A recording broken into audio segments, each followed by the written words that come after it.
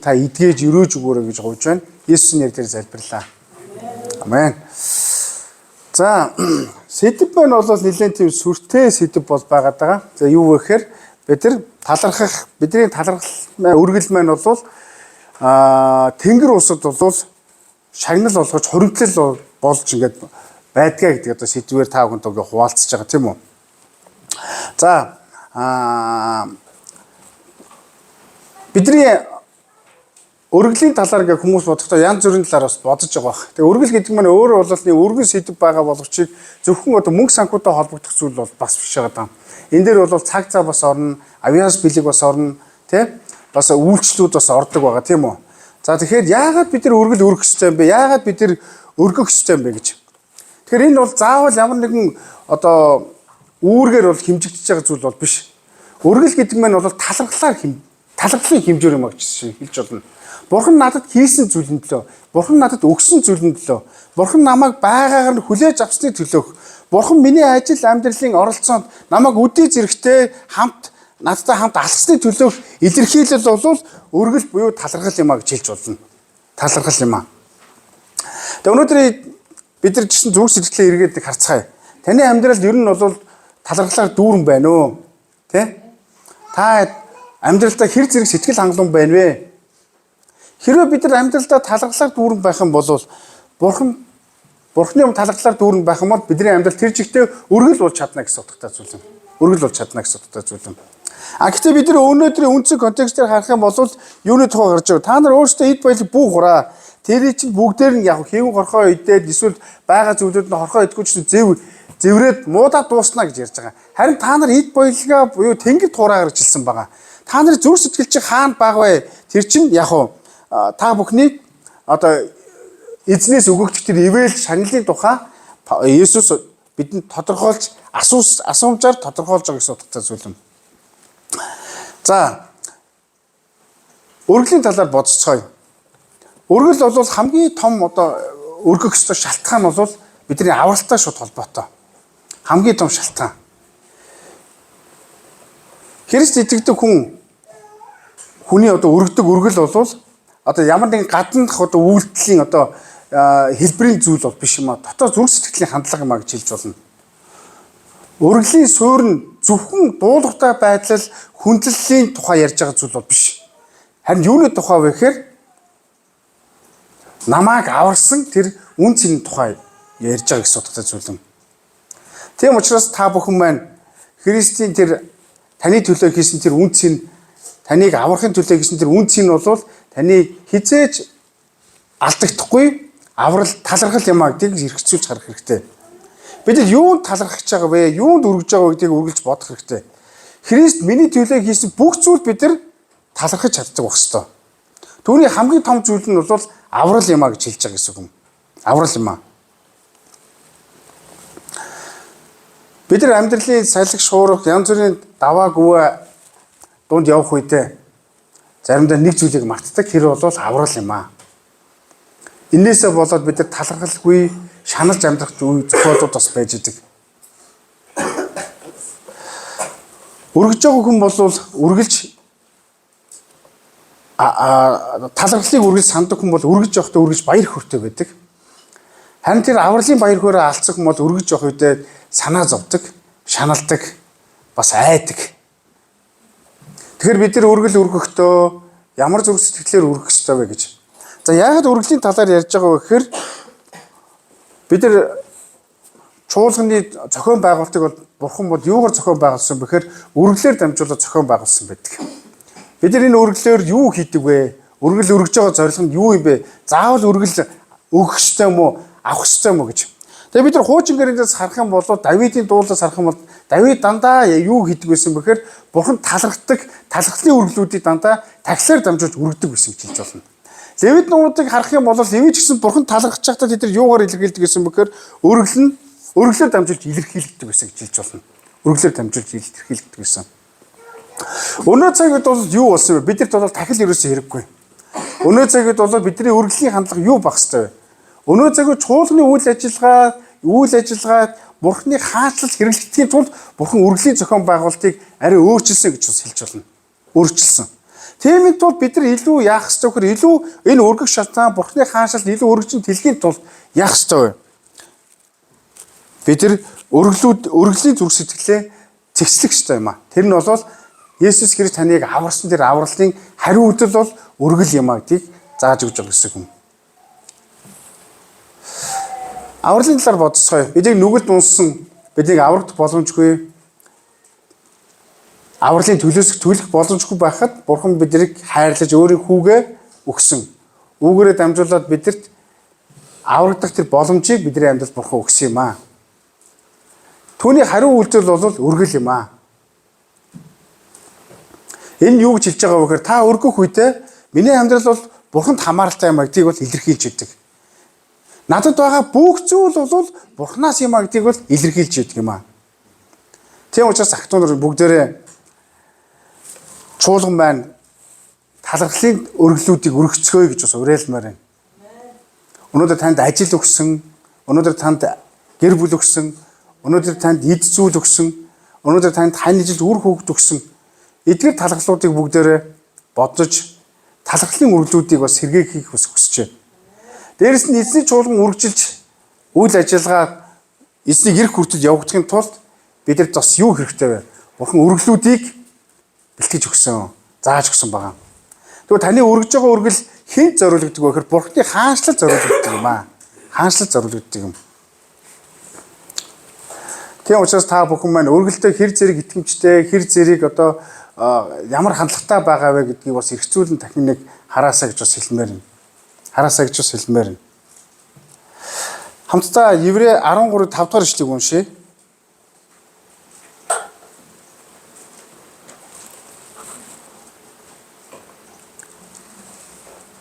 За Еврей 13:15 уншъя.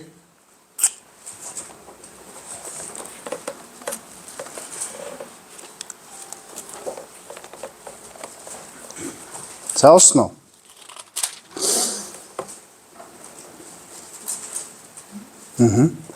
За хамтдаа уншъя. 13:15. 3И.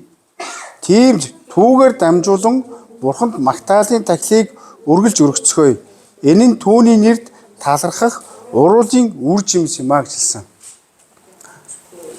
Энд юуны тухай гарч байгаа вэхээр талархлын тухай ярьж байгаа гэсэн үг юм. Бид нар өнөөдөр Бурханы сайн сайхныг, Бурхан бидний төлөө хийсэн зүйлийг талархлаар өргөх явдлыг ятгаж байгаа гэж судалтай зүйл юм. 16-ыг бас уншъя. 13:16. Сайныг үйлдэх ба хуваалцахаа бүү март. Учир нь ийм тахилууд Бурханд тааламжтай юм а гэж хэлсэн байгаа. За тэгвэл өргөлж гэсэн бас бидний юу бас зүрхний хандлагыг бас энэ тодорхойлж байна. Бид нар сайн зүйлсийг бусад өгөхөө хизээч яах ёстой вэ? Бүү мартаараа гэдгийг бол ятгаж байгаа. Энэ бол Бурханд үнэхээр тааламжтай өргөл юм а гэдгийг бол хэлж өгж байгаа гэсэн утгатай зүйл юм. Тийм учраас өнөөдөр бид нар шинэ гэрээний цагууд бусад туслах, бусад хуваалцах, өгөөмөр байх нь бол Бурханы таалал дотор амьдарч байгаа юм а. Амьдрах шалтгаануудын нэг юм а гэдгийг бол энд илэрхийлж байгаа гэсэн утгатай зүйл юм. Тэгэхээр та бүхний зүрх сэтгэл хэр зэрэг өгөөмөр байна вэ? Хэр зэрэг хуваалцаж байна вэ? Хэр зэрэг бусад тусалдаг байна вэ гэдгийг бас өнөөдөр биднээс асууж байна. Тийм учраас талархлын бас үндэс бол талархалтай хамааралтай зүйл бол өргөл юм а гэдгийг бас эндээс харах хэрэгтэй. Тийм учраас талархлын өргөлийг өрөхгүй байх шалтгаан өөрөөсөө байхгүй. Яагаад гэвэл биднийг аварсан Есүс Христ байгаа учраас бид нар өрөхөөс өөр аргагүй юм а гэдгийг бол өргөлөөр дамжуулаад ойлгож болно гэсэн утгатай зүйл юм. За өргөл өрөх нь бас юутай холбоотой гэхээр хүмүүс өргөл өрөхдөө ямар нэгэн зүйл хариу хүлээж өргөжж болох юм. Гэхдээ бид нар Библиэс саяны Матай 6 дугаар бүлгээс харах юм бол таны өргөсөн өргөл тэнгэрт яах вэ? Шагнал нь өргөлийн чинь шагнал нь бол тэнгэрт хуримтлагдж байгаа гэдгийг бол илэрхийлж байгаа гэсэн утгатай зүйл юм. Тэнд байгаа зүйл чинь хизээж муудахгүй, хизээж цэвэрэхгүй, хизээж алга болохгүй гэсэн утгатай зүйл юм. За тэгвэл бид нар сая Матай 6 дугаар ишлээс харцгаая. 6-гийн 19-с харъя. Газар дээр өөрсдөө эд баялаг бүү хураа, тэнд хэвэн хорхоо ба зэв эдис сүйдэгдэх хулгайч эвдэж ороод хулгаалдаг гэж хэлсэн байгаа. Тэгээд 21 дээр эд баялагч нь хаана байна, зүрх сэтгэл чинь тэнд байх болно гэж хэлсэн. Энэ бол зүрх чинь хаана байгаа вэ гэж асууж байгаа гэсэн утгатай зүйл юм. Тэгвэл талархал гэдэг зүйл нь бидний зүрхийг энэ дэлхийн түр зүрийн эд зүйл эд баялгаас салгадаг. Харин бурханд чиглүүлдэг юм аа. Бидний өргөл нь би бурханд талархаж байна. Түүний хувьд би маш үнцэнтэй. Надад байгаа бүх зүйл түүнийх юм аа гэдгийг бол бидний зүрхний хандлага илэрхийлэх ёстой гэсэн юм. Талархалгүй өргөл нь талархлын талаар бодохгүйгээр өргөх өргөл нь бол зөвхөн хэлбэр төдий байдаг. Бас биднийг харам зүрх сэтгэлээр өргөх шалтгаан болдог. Харин талархлаар өргөж байгаа өргөлүүд чинь болоод юу вэ? Бурхны өмнө үнцэнтэй байдаг юм а гэдгийг хэлж байгаа гэсэн үг. 2 Коринт 9:7 дээр юу гэсэн баяртайгаар өргөчийг бурхан хайрладаг гэж хэлсэн байгаа. Энэ бол талархлын хариу бурхнаас ирэх хамгийн том хариу үйлдэл юм а гэдгийг бас бид харах хэрэгтэй. Тэгэхээр бидний өгч байгаа зүйл их байх, бага багаас үл хамааран талархлаар өргөж байгаа бүх зүйлүүдийг бурхан яах вэ? Бүх хүмүүсийг бурхан шагнах болно. Шагнах болно. Тийм учраас бүгдээрээ өргөлүүдээ баяр хөөртэйгээр өргөцгөөе. Шагналууд нь бурхан айл хэвжээнд хоригдлуулсаар байгаа гэдгийг бас бодцгоё. За тэгвэл харцгаая. Ямар үр жимсийг бид нар мөнхийн улсад хураах вэ? Энэс асуулт байж болох юм. 25 Матай 25 дахь бүлгийг харцгаая. 25-ын 21 дугаар эшлэгийг харцгаая.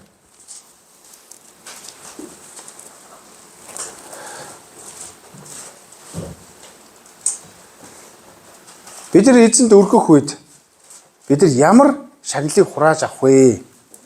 Ямар үр жимсийг хурааж авах вэ гэж асуулт байгаа. За хамтдаа уншия. 25-21. Эзний түүнд сайн байна итгэмжид сайн зарц минь. Чи цөөн юмд итгэмжтэй байсан тул чамд ихийг хариуцуулъя. Эзнийхээ баяр баясгаланд ороо гэж хэлсэн байгаа. Өөрөөр хэлбэл бурхны таалал байна. Бурхнаас магтаалыг авна гэсэн утгатай зүйл юм. Тэгээд юу гэж хэлэх вэхээр эзэн биднийг чи үнэхээр сайн байсан шүү. Чи цөөн зүйлд итгэмжтэй байсан. Миний баяр баясгаланд ороо гэж тэр магтаалыг бид нар Есүсээс хүртэх болно. Энэ бол хамгийн том шагнал юм а гэж хэлж болно. Бид нар эцсийн өдрийг бүх хүн хүссэн хүсээгүй эзний өмнө очих болно. Гэхдээ бид нар магтаал талархлыг авах нь уу эсэргээр бид нар ямар үр дүнг хүлээж өгнө гэдгийг бас бодох хэрэгтэй. Тийм учраас ақтун нар минь бүгдээрээ баяр хөөртэйгээр өргөцгөөе. Талархлаа өргөлөөр илэрхийлцгээе. Талархлаар өргөх нь бас ямар үр жимсийг бидэнд өгөх вэ? Христийн дүр төрхтэй адилхан болгоно. Христийн зан чанартай адилхан болгоно. Христийн зүрх сэтгэлтэй бас биднийг адилхан болгож өгдөг. Өөрөөр хэлбэл талархлын өргөл нь бол биднийг талархлаар өргөх нь бол биднийг төлөвшүүлж байдаг юм а гэж ярьж байгаа гэсэн юм. Христийн шин дүр төрх рүү өөрчилж байдаг юм а гэж ярьж байгаа гэсэн утгатай зүйл юм. Энэ бол хамгийн том шагнал юм а гэж ярьж байгаа. Тэр нь өргөл нь зөвхөн мөнгөний асуудал биш, бидний зүрх сэтгэлийн асуудлыг хөндөж байгаа гэсэн утгатай зүйл юм. Хажуунаас бүгдээрээ хилцгээ талархлаар өргөцгөөё гэж хэлээрэй. Тийм учраас өргөлийн талаар бодохдоо бид нар өнөөдрийнхөө талаар бодох биш. Тэ? Өргөлийн талаар бодохдоо би харин өөрийнхөө өөрчлөлтийн талаар бодох хэрэгтэй гэсэн үг. Тийм учраас өргөл өргөхдөө бид нар мөнгөнийхөө хэмжээ, дамжаа, нөхцөл байдлаа бодохоос өнөөдрийнхөө амьдралыг бодохоос илүүгээр яах ёстой вэ? Христийн дотор би хэн бэ, хэн болох ёстой вэ гэдгийг бодож эхлэх үед би талархаж тэгээд өргөх болно гэсэн утгатай зүйл юм. Тэгээ энэ мэн миний амьдрал баяр хөөртэй ямар санаа зовх зүйлгүйгээр эзэнтэй харилцаатай байх шалтгаан юм а. Эцсийн өдөр ч гэсэн бид нар нэр нүртэй, нэр төртэйгээр уулзах шалтгаан юм а гэж хэлж байна. Амен. Тэгээ учраас таны зүрхний хандлага энэ дэлхийн эд зүйл, эд баялагтай зэвэрч муудах зүйлтэй холбоотой байна уу? Тэн зүйлтэй санаа зовлтой, тэн зүйлтэй чинь хувцас сонор тэр зүйлтэй чинь холбоотой байна уу? Харин Тэнгэр улсад Бурханаас ирэх шагналтай холбоотой байна уу? Таны зүрх сэтгэл. Тэгээ учраас ақтуу нар юмнэ. Өнөөдөр бид нар чуулганд яваад өөрчлөгдөж чадахгүй байгаа шалтгаан, тэ? Ажил амьдралт нь гэсэн олигтой явж чадахгүй байгаа шалтгаан. Бусдаа харилцаанд чинь сайжрахгүй байгаа шалтгаан. Гэр бүлдээ үргэлж ууртаа байгаа шалтгаан, бусдад дандаа гомдолж байдаг шалтгаан юутай холбоотой вэ гэхээр та талархлын талаар эргцүүлэх хэрэгтэй юм а гэж хэлж байгаа. Тэгэх юм бол та эрх чөлөөтэй байх тэр хэмжээгээр та өсөж хөгжиж төлөвшөх болно. Христтэй адилхан тэр дүр төрхөөр та шинжлэх болно. Амен. Мөн үр жимс нь юу болох вэ? Өргөж байгаа үр жимс чинь юу болох вэ гэхээр Бурхны хаанчлал өргөжтөнд тэлж байгааг та бас харах боломжтой. Бурхан ажлаа хийх тэр боломжуудыг ч гэсэн та өргөжтнөрөө дамжуулаад харах боломжтой юм гэж ярьж байгаа. Таны зүрх сэтгэл хаана байна вэ? Тэгээ өчтөр нэг нийтлэл уншсан. Тэн дээр юу болсон бэ гэхээр 80-аад оны үед болохоор Америкт нэг Торонторогийн хот руу нисэж байгаа нислэгийн тухай байсан. Тэгээ тэр онгоцонд болохоор 400 гаруй зорчигч нар гээд явж исэн. Тэгсэн чи яагаад ч юм одоо юм зохион байгуулалт менежерийн одоо алдаанаас болоод 400 гаруй хүнний хоол бэлтгэжсээс чи 200 гаруй хүний хоол 200 хүний хоол бэлтцсэн байсан. Тэгээд яг хөөөр онгоцны одоо зөөгч одоо үйлчлэгч яасан бэ гинтгээс одоо самбаачлаад ингэж хэлсэн байгаа. За эрхэм зорчигчдоо одоо та бүхэн уучлаарай. Бидэрт одоо ингээд 200 хоол байна. Гэхдээ би та бүхэнд одоо уух зүйлс те одоо арх винегор та бүхэнд одоо хангалтайгаар дайлнаа. 200 хүн хоол аваад үлдсэн хүмүүст нь бид нар яг хөөр та нар хоол идэхгүй гэж болно. Тань тэр хүмүүс бид нар арх дарсаар одоо хангалтайгаар дайлаа гэж хэлсэн. Тэгсэн чинь 30 минутын дараа нөгөө үйлчлэгч чинь гарч ирээд за манайхаа ингээд манад одоо ингээд 200 хоол байна. 200 хоол идэх юм байл одоо хоол авч болно шүү гэж хэлсэн байгаа байхгүй. Тэгсэн чинь онгоцоор дүүр юу болсон бэ гэхээр ууж идэх зүйл одоо тий арх уусан байгаа байхгүй. Гэнэ уусан багт хоол идэх хүн байхгүй болсон.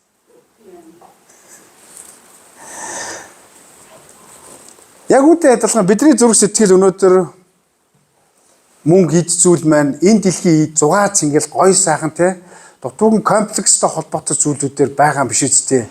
Талархлаар зүрх сэтгэлээ эдгээсгэй. Өнөөдөр Бурхны ажил үйлчлэл явагдах маш олон процессууд бас байна. Тийм учраас ахтунар минь өнөөдөр чуулганд маш их үйл ажиллагаа явагдаж байна. Тог, түрээс энэ бол дагнад өгж байгаа зүйл бол биш юм. Энд Бурхны хаанчлал, Бурхны ажил явагдах ёстой. Бид нар засвар одоо бүгд техникүүд маань бүгд ажиллахгүй байгаа. Энэ юутай холбоотой вэ? Бидний зүрхтэй холбоотой юм аа. Та бүхнийг Бурхны хаанчлалын төлөө зүрх сэтгэлээ чөлөөлөөсэй гэж бас хэлмээр байна. Бидний талархал Христийн амиар илэрхийлэгдэх ёстой. Христтэй адилхан өөрчлөгдөх тэр дүр төрхөөр илэрхийлэгдэх ёстой. Бидний талархал Бурхны ажил явагдахын төлөө тэр зүрх сэтгэлээр илэрхийлэгдэх ёстой. Бидний талархал эцсийн өдөр эзнийхээ өмнө очиод үйл хэрэгтэй үйлс бүтээлээр дүүрэн уулзалт байх ёстой юм аа.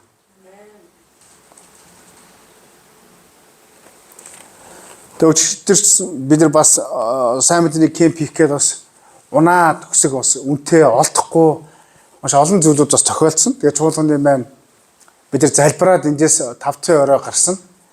Тэгэхээр чуулганы итгэгчид ариун сүсээр дамжуулаад бид нар бас маш хямдхан унаа олж өгөөд гой том автобус олж өгөөд тий.